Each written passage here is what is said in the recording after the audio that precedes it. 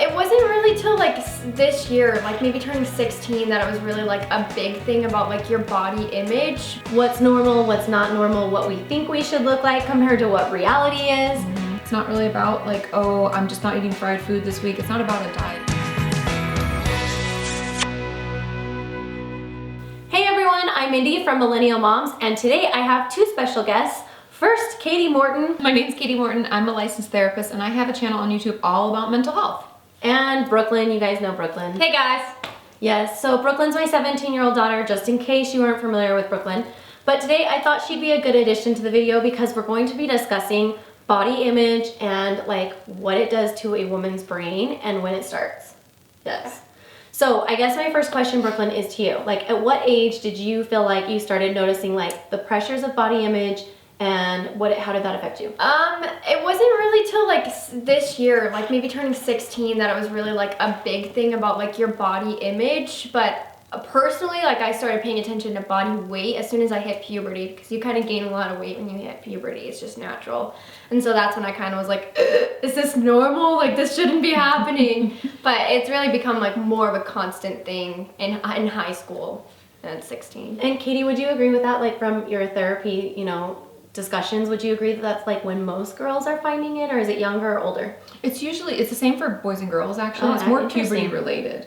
And it differs depending on whether you're a male or female, because girls can be like, oh, I have breasts and I don't want them, or I don't have them or I do, and all sorts of different things, and starting your period and what that means, and liking a boy or a girl and like thinking about that. And boys are a little later, but their puberty is a little bit later than girls. And so it all ends up being like middle school to high school-ish. I'd say it starts around like 12 and can go until like 19. Interesting. So obviously I feel like media plays a lot into like our view of women's bodies. What's normal, what's not normal, what we think we should look like compared to what reality is.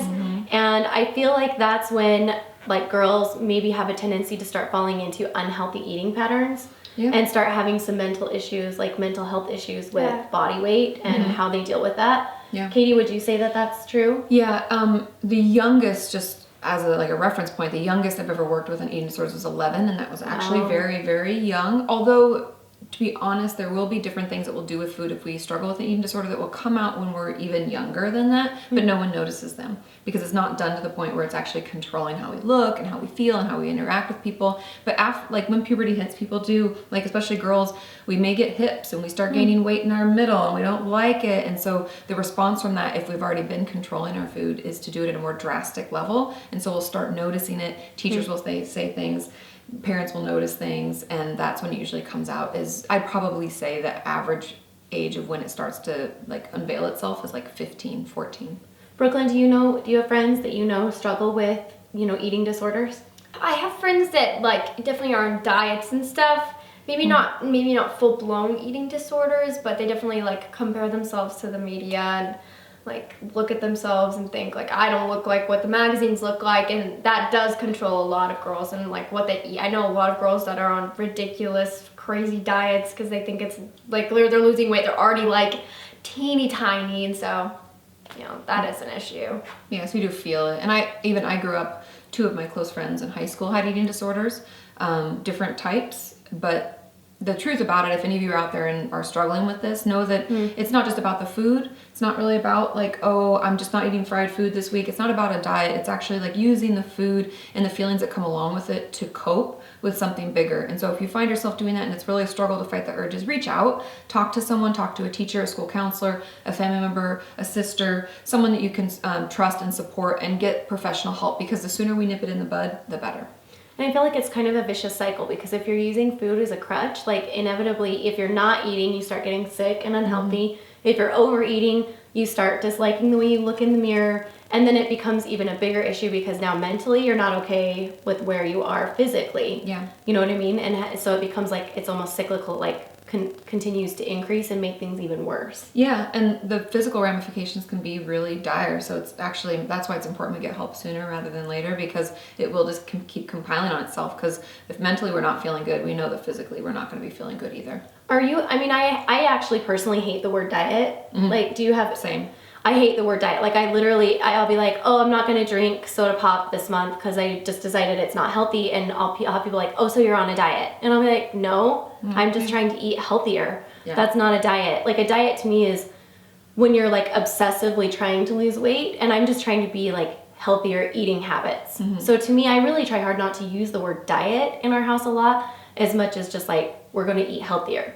Yeah, and I like that. I don't like the word diet. I don't use the word diet because we should all be able to eat anything we want whenever. The most important thing is we actually listen to our bodies, because weirdly enough, your body might want broccoli sometimes. And it might want fries another time. And that's okay as long as everything's kind of in moderation, where you listen when you're hungry and you stop when you're full, and you don't use food to cope with your feelings. I don't like the word diet. I never say. It's like I live a healthy life. Brooklyn, do you have friends that diet? I mean, all the time. Oh right? yeah, I have friends that are on like the craziest. They're like only certain meats and only in like certain amounts, and they have like these little lunches that are like the strangest foods, and it's just like, hi. Like they read a book and then decided. Yeah, it's like they've looked online like best diet to lose weight, and it's like. Or juice day. Do they you know kids that are doing juice only? Yeah, where they literally drink all their calories in like protein shakes or something in the morning, and that's like it. I'm like, I would starve. I like my treats. Same. I do too. Well, I think that's good. I think it's really important for us to just remember that as women, like body image, we shouldn't put so much pressure on each other. Like we should allow for the curves and allow for the beauty of the curves, because there is beauty in curves, and be able to support each other when we start seeing some of those signs and symptoms popping up amongst our family members. And I know recently in like the Cinderella movie, like the real life one, the character has a really, really, really tiny little waist, and she let slip on an interview that she was pretty much on like a liquid diet to fit in that dress. And I know Emma Watson recently in her new Beauty and the Beast movie refused to wear a corset at all because she thought it was ridiculous to put that body image on younger girls who are watching that and trying to be like a princess. And so that's like kind of like, you know, that like we should allow curves, and it's like good to have curves, and princesses even have curves, like that kind of thing. Like I just feel like little girls should know that that's realistic. That's not like what's expected from them. Yeah, and everybody's body is different. I think that's something that took me the longest to realize. I know that sounds silly because it should have been like a quick get with it, Katie, but the truth is that everyone's body is different. You can't compare yourself to someone else and be like, oh, I have to look like them, because I'm still me. And so just notice the conversation you have with yourself about how you look, because that's the most important conversation we can have, and changing that to be like, no, but my legs get me around, and I have 10 fingers that all work, and how amazing is that, and I can do this and that, and just talking nicely to yourself can really change the way you feel. I love it. Be sure to subscribe to Katie's channel by clicking this button right here. I know you guys will find some of her videos super interesting, so I'm going to put a playlist of videos right here. Do it! And if you want to see other Millennial Moms videos, be sure to click this one right here. Thanks again for joining, you guys, and we'll see you guys next time.